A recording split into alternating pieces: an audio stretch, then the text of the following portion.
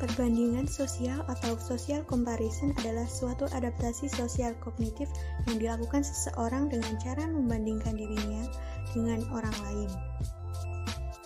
Teori mengenai perbandingan sosial ini pertama kali dilakukan oleh Leon Festinger.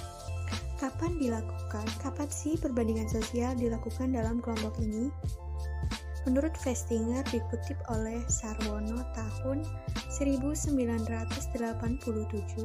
ia mengatakan bahwa seseorang akan cenderung membandingkan dirinya dengan orang lain pada saat tidak ada standar ketepatan yang dapat ia gunakan.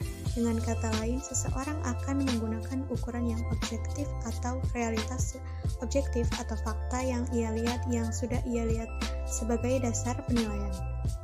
Selama ada kemungkinan untuk melakukan hal itu, tetapi kalau kemungkinan itu tidak ada, maka orang akan menggunakan pendapat atau kemampuan orang lain sebagai ukurannya, sebagai tolak ukur.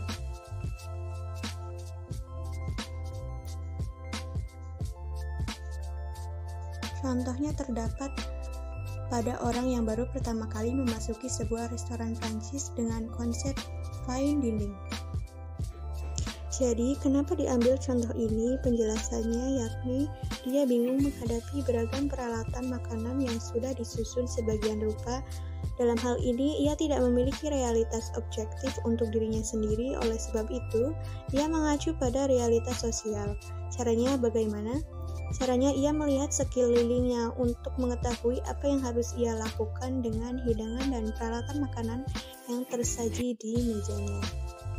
Itulah contoh dari perbandingan sosial dalam kelompok.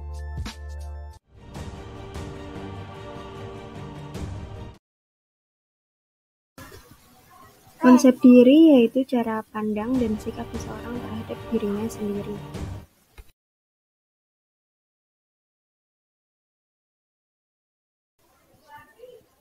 Biasanya konsep diri berkaitan erat dengan dimensi fisik, karakter individu, dan motivasi hidup.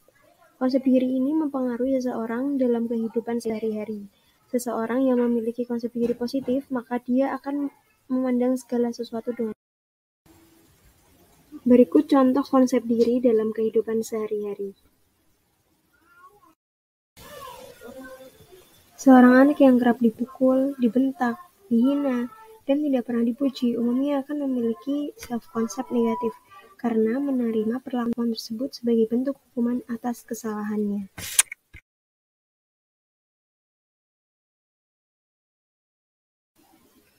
Sebaliknya, bila ia tumbuh di lingkungan yang baik, ia akan merasa dihargai dan tumbuh lebih positif. Namun demikian, bukan berarti self-concept ini bersifat statis. Konsep ini bergantung pada aspek-aspek lainnya sehingga suatu saat pandangan terhadap dirinya bisa saja berubah.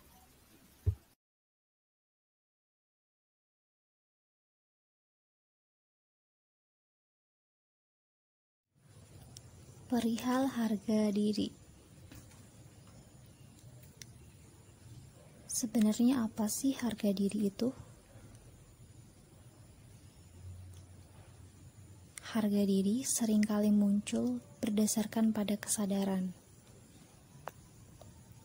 Contohnya saja, walaupun sudah tua, Bapak X memilih tetap bekerja daripada meminta-minta. Harga diri itu berdasar pada kejujuran, tidak mengada-ada. Memiliki kepercayaan dan harga diri untuk menunjukkan sisi sebenarnya. Harga diri itu dibayar dengan kerja keras dan juga usaha.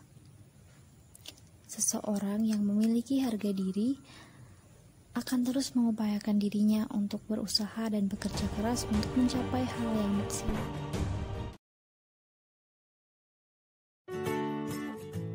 Apa itu kesadaran diri?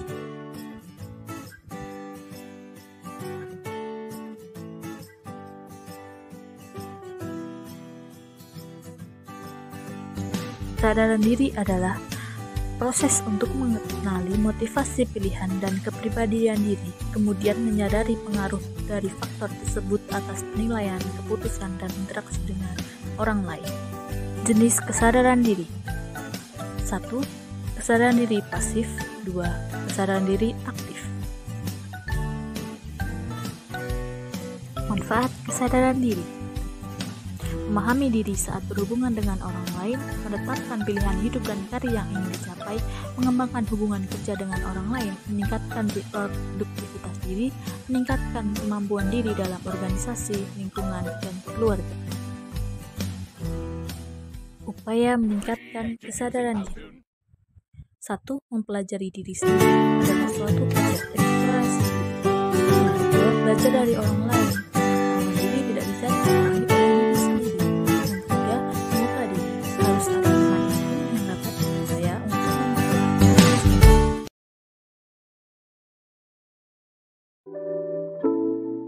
Secara sederhana, persepsi diri merupakan pandangan atau penilaian terhadap diri kita sendiri yang diperoleh dari pengalaman yang mempengaruhi diri kita sendiri untuk berinteraksi atau berperilaku dengan lingkungan di sekitar kita.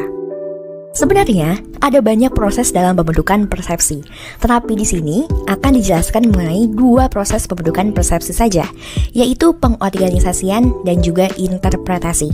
Yang pertama adalah pengorganisasian. Pengorganisasian merupakan pengelolaan stimulus atau informasi yang melibatkan proses kognisi, di mana individu memahami dan memaknai stimulus yang ada. Individu yang memiliki tingkat kognisi yang baik cenderung akan memiliki persepsi yang baik terhadap objek yang akan dipersepsikan. Lalu, yang kedua ada interpretasi. Dalam interpretasi, individu biasanya melihat konteks dari suatu objek. Selain itu, interpretasi juga terjadi apa yang disebut dengan proses mengalami lingkungan, yaitu mengecek persepsi. Apakah orang lain juga melihat sama seperti yang dilihat individu melalui konsensus validitas dan perbandingan. Berikut ini adalah beberapa contoh dari persepsi diri yang mungkin sering teman-teman lakukan dalam kehidupan sehari-hari. Yang pertama ada ketakutan. Perasaan takut dapat menjadi salah satu bentuk dari persepsi. Contoh, misalnya seseorang melihat pisau tajam yang diarahkan kepadanya. Dari proses melihat tersebut, ia kemudian akan berproses dalam diri sendiri untuk mengambil sebuah kesimpulan terhadap situasi yang sedang dihadapinya. Seseorang tersebut mungkin akan menganggap bahwa pisau tersebut adalah ancaman, sehingga itu menimbulkan rasa takut untuknya. Yang kedua ada rasa sayang. Penjelasan ini bisa digambarkan ketika seseorang melihat orang lain yang ia sukai atau yang ia sayangi. Sebagai contoh, rasa sayang ibu kepada anaknya, di mana kita memiliki persepsi tersendiri yang merupakan sebuah bentuk kasih sayang ibu kepada anaknya. Contohnya, ibu yang menggendong anaknya, ibu yang mengajarkan anaknya ngaji, dan sebagainya. Yang ketiga ada kepanikan. Sama halnya dengan contoh sebelumnya, kepanikan bisa timbul karena sensasi melihat suatu situasi tertentu. Hanya saja, kepanikan juga mungkin bisa terjadi ketika seseorang mendengar suatu berita yang membuat posisinya menjadi terancam. Rasa panik ini merupakan hasil persepsi terhadap sensasi atau stimulus yang diterimanya. Dan lalu, yang terakhir ada kekhawatiran. Rasa khawatir adalah bentuk rasa takut pada objek yang tidak jelas, tidak nyata, atau sulit untuk digambarkan secara konkret. Sensasi yang diterima seseorang juga biasanya muncul setelah seseorang melihat sesuatu yang membuatnya terancam pula. Situasi ini membuat persepsinya menjadi muncul dalam bentuk kekhawatiran. Itulah tadi beberapa macam contoh dari persepsi yang ada dalam komunikasi intrapersonal. Konsep komunikasi intrapersonal memang lebih menekankan kepada bagaimana seseorang mengalami proses berpikir. Persepsi seseorang akan ditentukan oleh faktor pengalaman di masa lalunya, sehingga ia akan mengasosiasikan sensasi yang diterima tersebut dengan pengalaman tersebut. Hasilnya adalah persepsi-persepsi tadi.